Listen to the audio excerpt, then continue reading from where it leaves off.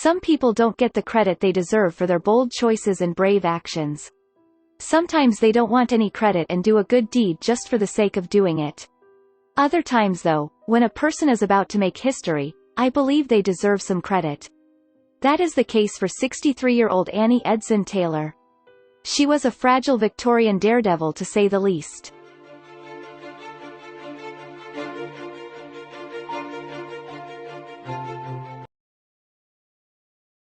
She was the first woman to take a barrel ride down Niagara Falls, and survived to tell the world her story.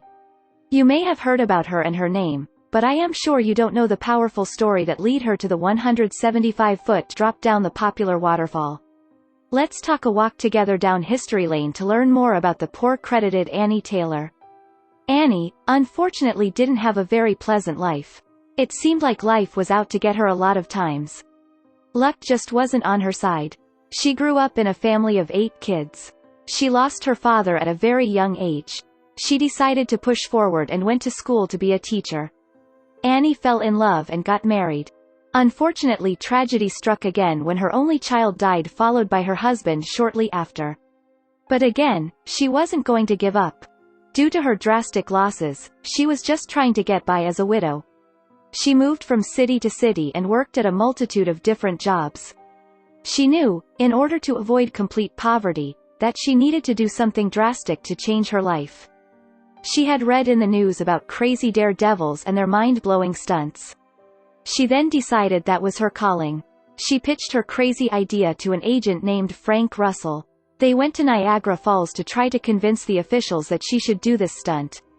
Because a few other daredevils have attempted this nutty stunt and didn't survive, Annie had to prove herself to the officials. In order to do so, she wanted to do a test run with a cat. Miraculously, the cat survived the fall with only a few minor head injuries. Now, it was Annie's turn. As she hoped, according to the New York Times, there were thousands of people at the bottom of the falls there to witness the event. There was a lot of skepticism that she would even survive. So much so that even her agent, Frank, was told if she didn't survive he would be prosecuted in her death. The task of finding people to push the 200-pound barrel out into the waters delayed the event. But eventually Annie was in position in her 1.4 by 1 meter barrel. It was weighed down by a 200-pound steel anvil to keep the barrel standing upright. And just like that, she was off, descending down the massive drop, possibly a suicide attempt.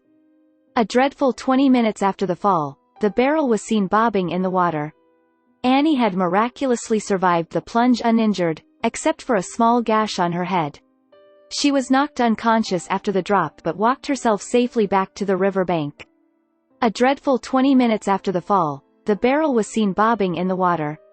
Annie had miraculously survived the plunge uninjured, except for a small gash on her head. She was knocked unconscious after the drop but walked herself safely back to the river bank. She is quoted telling reporters, "I prayed every second I was in the barrel except for a few seconds after the fall when I went unconscious. Nobody ought ever to do that again. If it was with my dying breath, I would caution anyone against attempting the feat.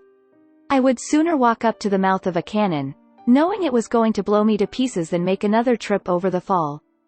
Unfortunately, for Annie, her bad luck found her again. Her barrel was immediately stolen by her agent Frank, and he traveled and lied to people, telling them the woman who completed the stunt was half of Annie's age. Annie spent the rest of her money hiring private detectives to find the barrel, but unfortunately it was never discovered. Annie finished her heroic life by posing for postcards at Niagara Falls, not the goal she had in mind. She did attempt to do the Cataract Falls, and wrote a book about the experience. But unfortunately for her, the footage was lost and her proof was no longer valid. I think it is safe to say that Annie deserves more than she was ever given credit for.